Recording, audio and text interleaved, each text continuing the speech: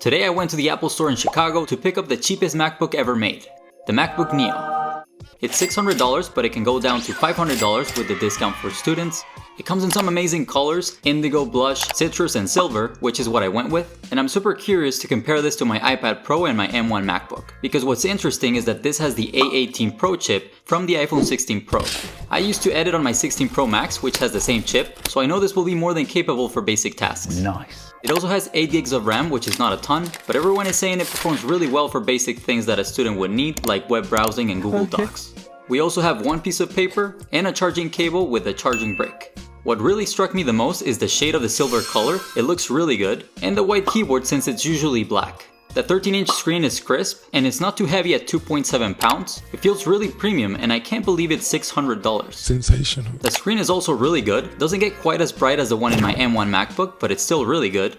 The trackpad was the only noticeable difference in how it's built. This has a real button that clicks, as opposed to the haptic feedback that you feel in the MacBook Pro, which is not actually clicking, it does a small vibration that feels like a premium click. But don't get me wrong, it's still a really good click on the Neo. I love the color matching, the silver apple, the silver feet, the letters in the keys being a light gray as well.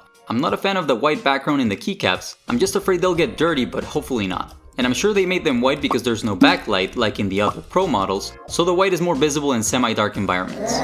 Now I've used it for a couple of hours and this thing is speedy, no problem with web browsing, media consumption, some light editing. It's amazing how well optimized it is. The only real downside is the storage. This one is the cheapest, so it only has 256 gigabytes of storage, and you can pay $100 more for 512 gigabytes of storage, which is still not a ton. But if you're someone that uses the cloud and Google Docs, then the storage might not be a problem.